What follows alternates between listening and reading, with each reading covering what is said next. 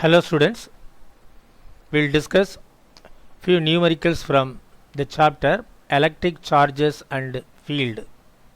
Is from 12th standard portion. Okay, the first question.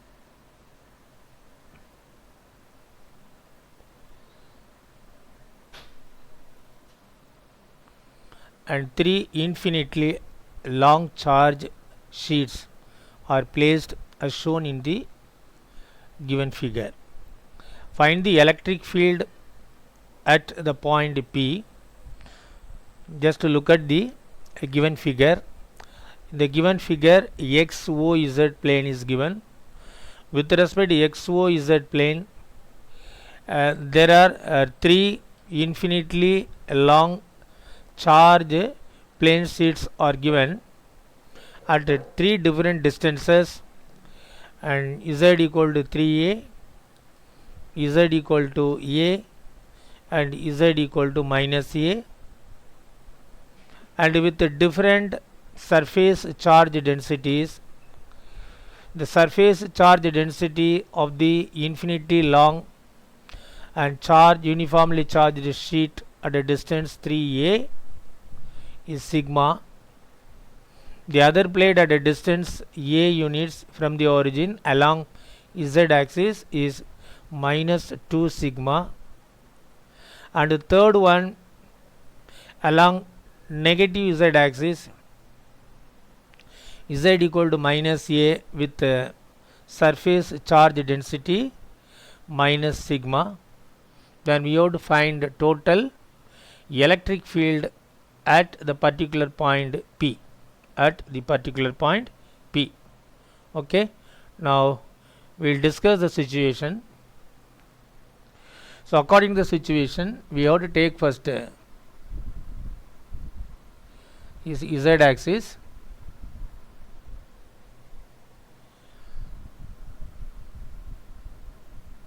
This is x axis. So we can extend z axis, z dash, z x dash. Okay.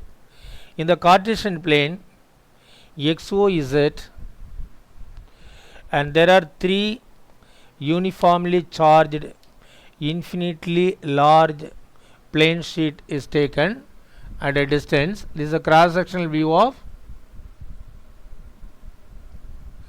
the infinitely large uniformly charged plane sheet. The location z equal to 3a. From the origin, the distance is 3a units. And what is the surface charge density of this infinitely large plane sheet? Sigma. Okay. So we can take this plane number 1. At a distance z equal to a, there is one more infinitely large uniformly charged plane sheet at a distance a from the origin, and surface charge density of this plane, second plane, minus 2 sigma, and along the negative z axis there is one more uniformly charged infinitely and long or infinitely large plane sheet with surface charge density minus sigma is located at a position z equal to minus a. Okay. So this is the given situation according to the question. One point is taken, arbitrary point between a and 3a. So this is the position of the point denoted by P. So dear student, we have to remember first what is the point to be noted. Electric field due to infinitely large uniformly charged plane sheet. Electric field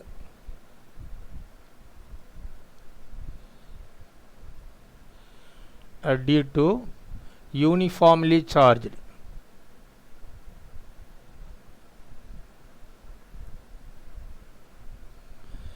and plane sheet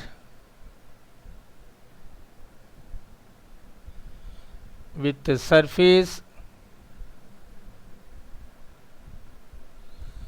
charge density sigma is E vector is equal to sigma by 2 epsilon naught and some unit vector. So in the direction of E vector, that is unit vector, to write in the form of vector quantity. Okay, so what is E cap? Is a unit vector along the direction of electric field. So basically using this idea, what is electric field at a point P? Electric field due to the first infinitely large uniformly charged plane 1, so it is denoted E1 vector. Okay, then the second one E2 vector, and third one E3 vector. Okay, and E1 vector with respect, this is the position of P. E1 mean, so this is the direction of electric field. This is the direction of electric field. The direction of electric field along negative z axis, downward yes, negative z axis. So E1 equal to what is surface charge density sigma by 2 epsilon naught minus k cap. This is E1 vector.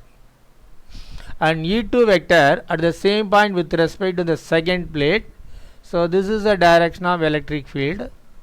So this direction of electric field towards positive direction of z axis. So the unit vector must be plus k cap. So what about the second one? And surface charge density negative 2 sigma. So minus 2 sigma by 2 epsilon naught into minus, that is k cap, into k cap. Then what about third one? From the third one, this is the direction.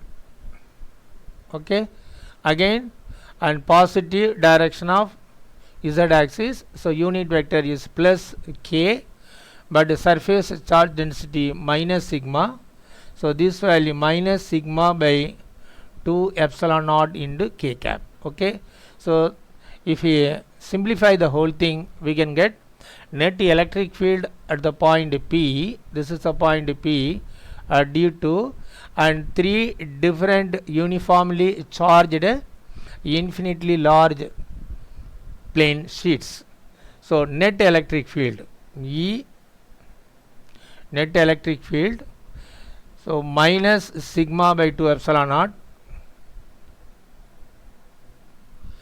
then minus 2 sigma by 2 epsilon naught, then minus sigma by 2 epsilon naught into k cap. So 2, 3, 4 total, denominator 2, so minus 4 sigma by 2 epsilon naught k cap. On simplification, and E vector at the point P equal to minus 2 sigma by epsilon naught, minus 2 sigma by epsilon naught k cap. Okay, so this is the net electric field at that point. Just go through it. We will move to next question.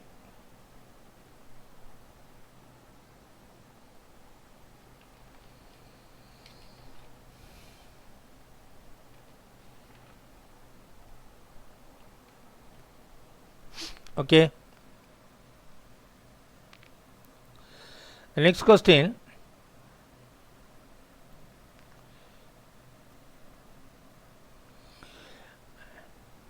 three concentric metallic spherical shells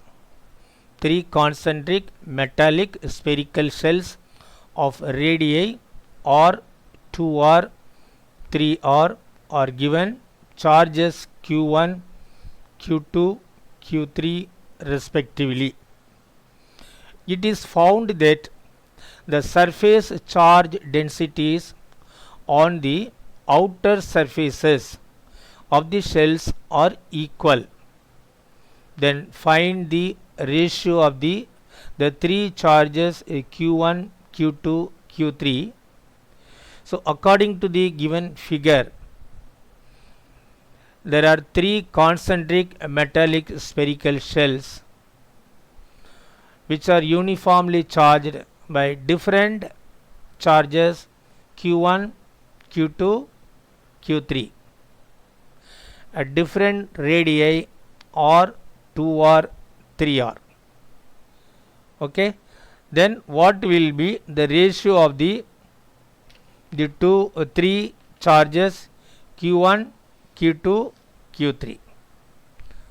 Okay, we'll discuss now.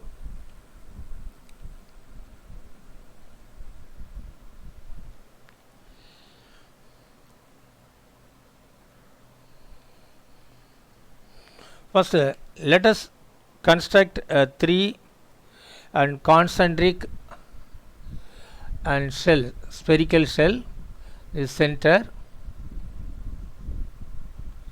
First shell of radius capital R.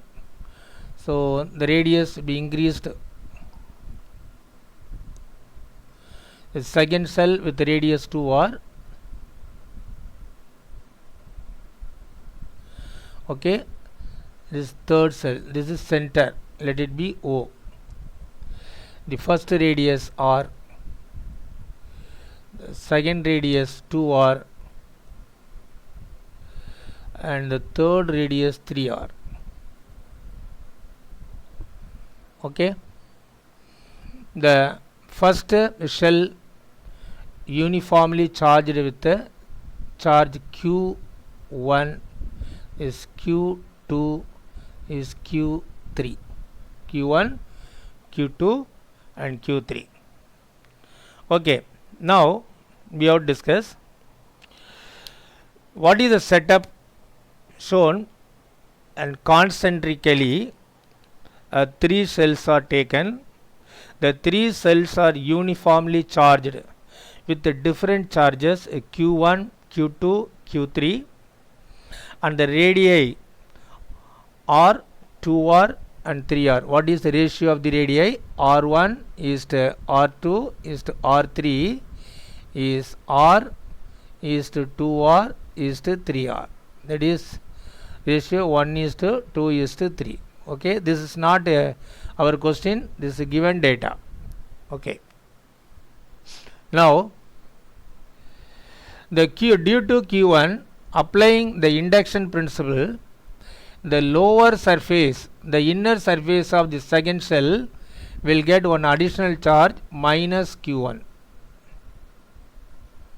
due to induction, and then the upper portion the minus Q1, so plus Q1. Now what is the net charge on the surface of the second shell Q2 plus Q1? What is the net charge on the outer surface of the innermost shell Q1, and the net charge on the middle shell Q2 plus Q1? Then the inner portion of the third shell minus Q2 and minus Q1. Okay, and the outer surface minus Q2 will be plus Q2 and plus Q1.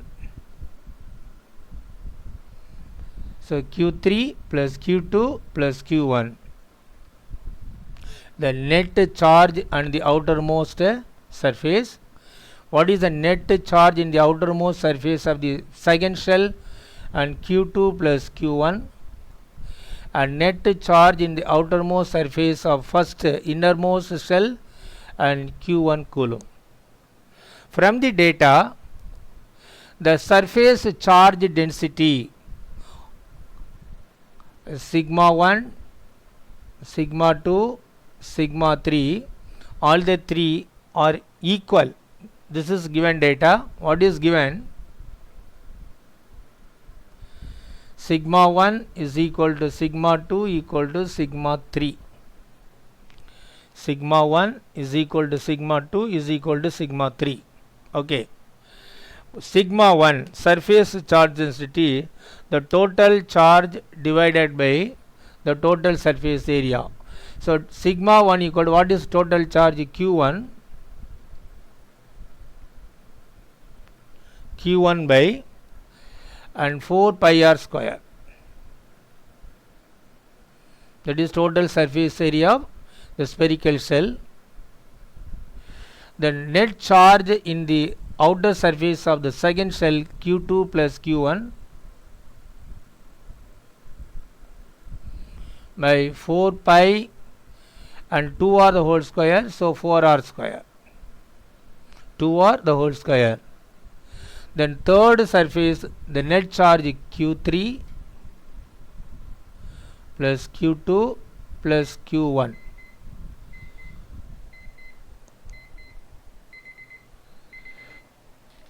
Okay, Q3, Q2, Q1, then 4 pi,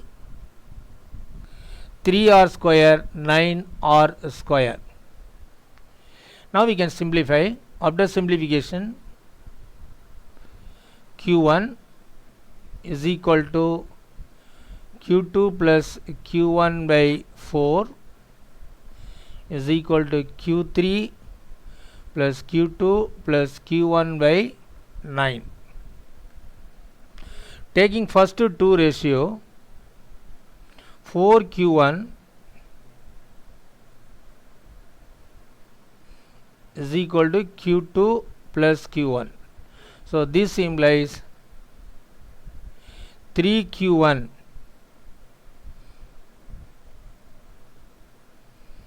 Q2 equal to 3Q1. This is one result.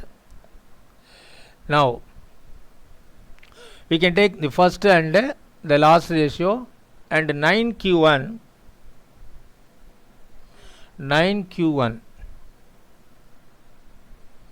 is equal to Q3 plus Q2 plus Q1. So this implies Q3 equal to 9Q1 minus Q1, 8Q1, okay, minus Q2, Q2 equal to 3Q1 minus 3Q1, 8 minus 3 and 5Q1. That's all. Now we can write the final answer. The ratio of the three charges,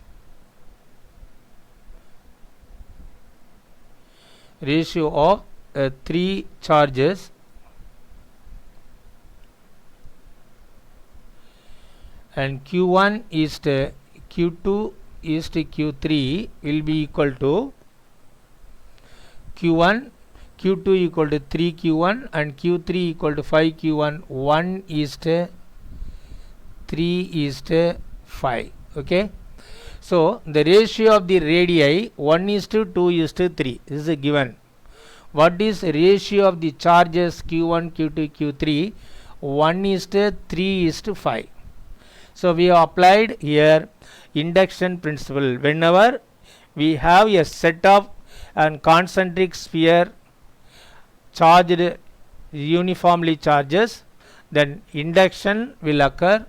Accepting the induction principle, the ratio of the three charges Q1, Q2, Q3 1 is to 3 is to 5, and go through. We'll move to next question.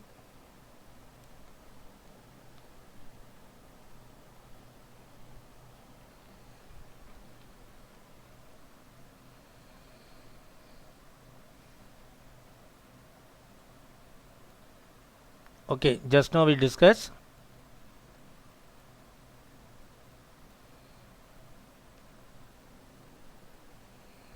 The next question. A disc of radius a by 4. A disc of radius a by 4 having a uniformly distributed charge 6 coulomb, having uniformly and distributed charge 6 coulomb. Okay, is placed in the xy plane with its center minus a by 2 0 0. A rod length a carrying a uniformly distributed charge 8 coulomb is placed on the x-axis from a by 4 to 5a by 4.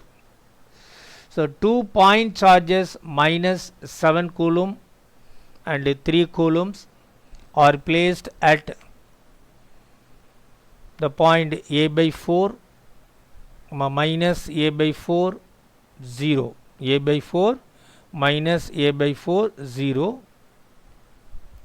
The other point minus 3a by 4 and 3a by 4 0 respectively. Consider a cubical surface formed by 6 surfaces x equal to plus or minus a by 2 and y equal to plus or minus a by 2, z equal to plus or minus a by 2. Then find the electric flux through this cubical surface. The cubical surface, a kind of closed surface. So with respect to electric flux, the name of the surface and Gauss surface. So applying Gauss theorem, we can get the final answer. According to the statement of Gauss theorem, what is the statement of Gauss theorem? And the total electric flux bounded by any closed surface, the known as Gauss surface, is the total charge bounded by the closed surface is divided by permittivity of free space or permittivity of the medium enclosed by the Gauss surface. Okay, so applying the Gauss theorem, we can bring the final result for this particular question. Now we can discuss.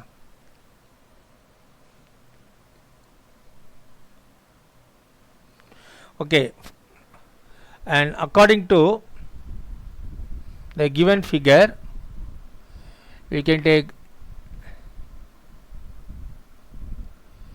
is like y-axis is x-axis, z-axis is not shown, so we can take like this z-axis.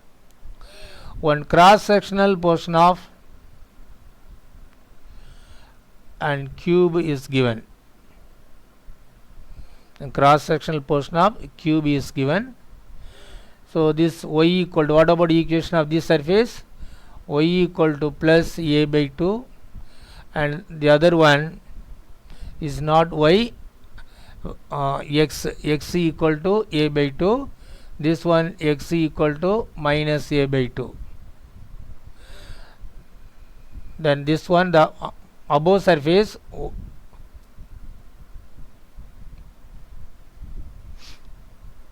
y equal to a by 2, the below one y equal to minus a by 2. Okay, now a ring of radius a by 4, the total length a, so a by 2, a by 2, a by 2, a by 2, then a by 4 radius, one ring.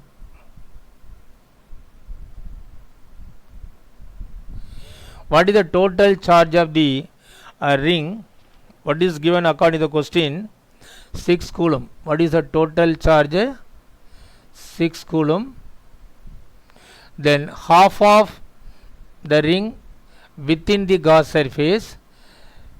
So the charge of the ring within the cube. Charge of the ring within the cube. or Gauss surface equal to and 3 coulomb, let it be 1, 3 coulomb. So we can take like Q1. Okay, along x-axis there is a uniform rod, this is given in the question. You start from a by 4 and end at 5a by 4. So what is the total length? A, then a by 2, a by 4, this length a by 4. So a by 2 minus a by 4. So 1/4 of the total charge of the rod within the cube. So the charge of the rod within the cube.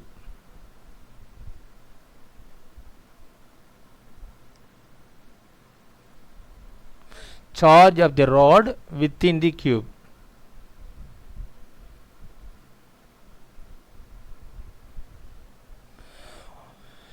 So what is the total charge of the rod from the question?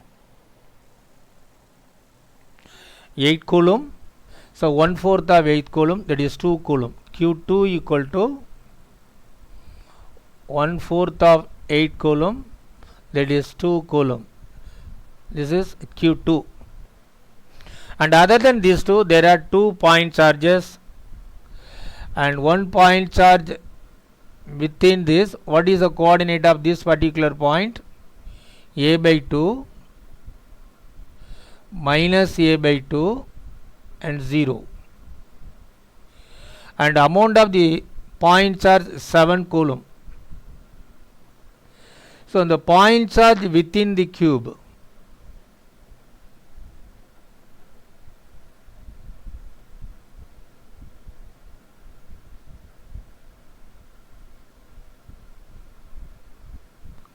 the point charge within the cube, let it be Q3, 7 coulomb. This is the third one. There is one more point charge with the coordinate minus 3a minus 3a by 4 and plus 3a by 4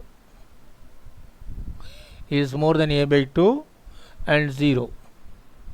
Okay, so this particular point charge with the charge 3 coulomb lies outside of the cube. So this is not bounded by the closed surface, Gauss surface. Now what is the net charge? Q. Net charge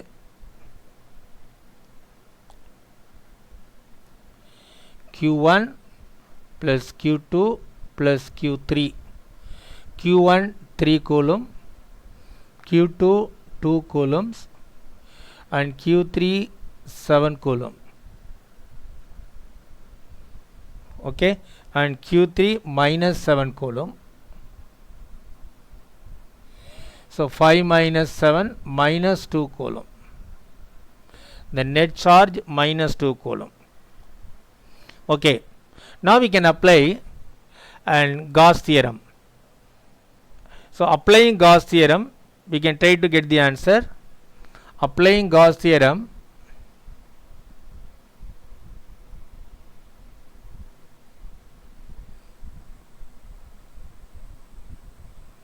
the net electric flux phi suffix e to mean electric flux is equal to net charge divided by epsilon naught.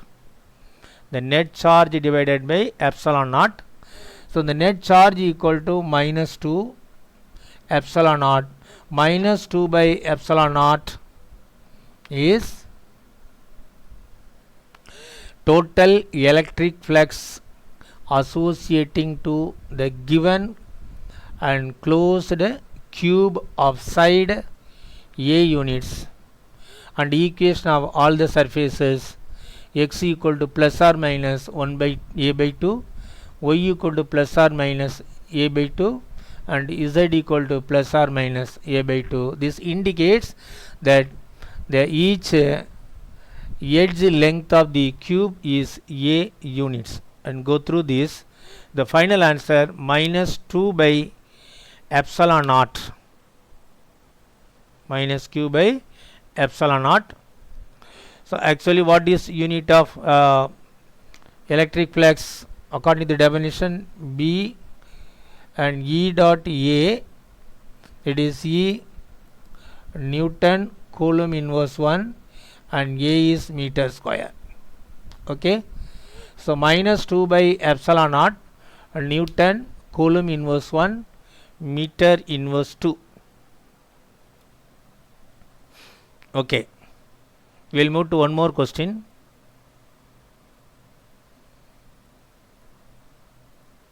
This one only we discuss.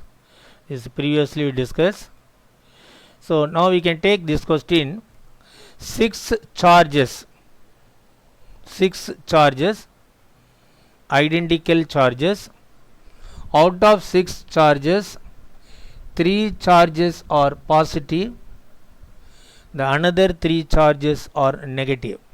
So 6 charges, 3 positive and 3 negative of equal magnitudes are to be placed at the vertices of a regular hexagon such that the electric field at the point O, that is center of the regular hexagon, is double the electric field when only one positive charge of same magnitude is placed at the corner point, or according to the given figure.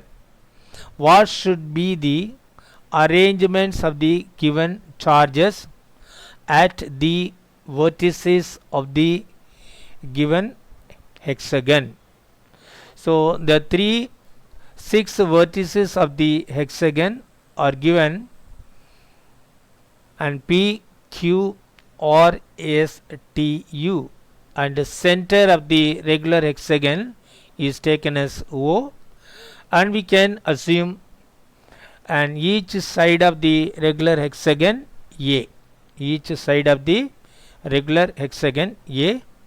So now we can start our discussion.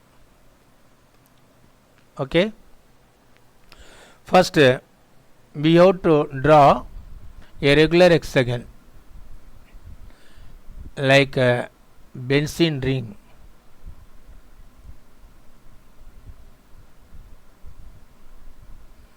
Okay, this is a regular hexagon, the center O, and because of 2 we have to compare the 2 value, we can draw 2 identical regular hexagon.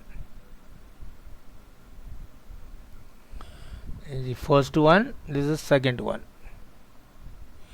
In the first one, this is the point P, Q, R, S, T, U. There also identical P and Q, R, S, T, U. What is given, and we have what is available charges.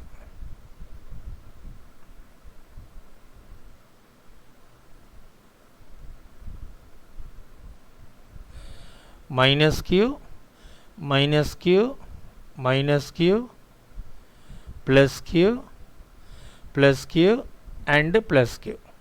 So with the help of these 6 charges, and we have to arrange the given regular hexagon of side A.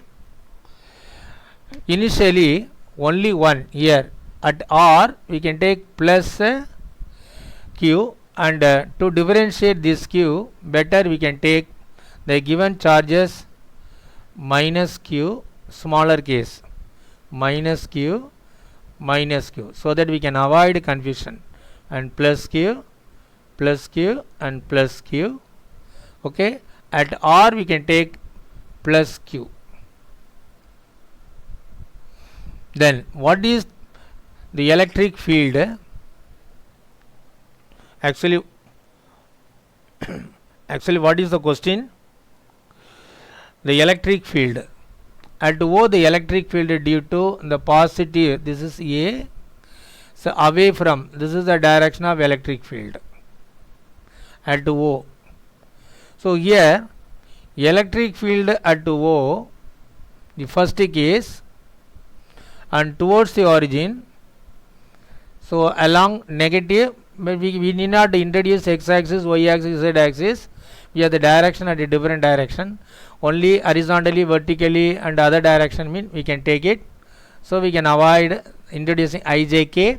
So E at O from the first case, and k is 1 by 4 pi epsilon naught, and point charge q plus q divided by the distance a square. We have the side of the regular hexagon A mean the radius also A. Okay, this is 1. And from the second case, this is from the first case, and E naught from the second case should be 2 times E naught from the first case. The E naught from the first case mean we can have plus q here, at u minus q. Look at the direction. With respect to plus q, the electric field towards the origin, and because of negative with respect to minus q, the electric field and not towards the origin, towards the negative charge. So electric field direction towards negative and away from positive, both are like vector mean now we can have the total 2 times E naught, so 2 k q by A square. Okay, that's all. So we have used plus q and minus q, and still there are 4 charges, 2 negative charges and 2 positive charges. If we take the opposite corner and positive negative mean the direction of electric field is same direction, the resultant electric field non-zero. If we take positive or negative and the opposite side of the vertices, the direction of electric field also opposite but equal magnitude, the net electric field at origin will be 0. So this is a key point. Applying the key point, we can take at the q minus q mean at opposite we have to take now minus q. Why? So minus q towards equal, what is the resultant of these two vector? 0 vector. Similarly, and 2 more positive charge here plus q and s also plus q mean, and towards origin because of plus, here also towards origin because of plus, but by nature these two forces opposing each other but equal magnitude mean the net field 0. So this is the arrangement. So in the expecting arrangement,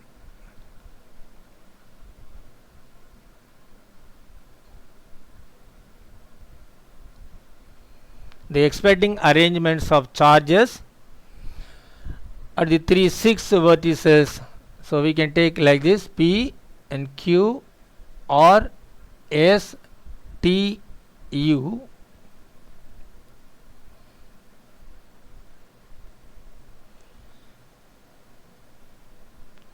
At P plus Q.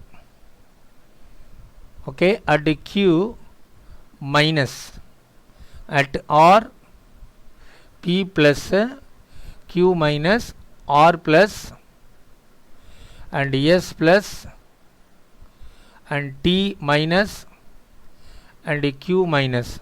If we follow this arrangement, the electric field from the second case is double the electric field obtained from the first case. Okay, and go through.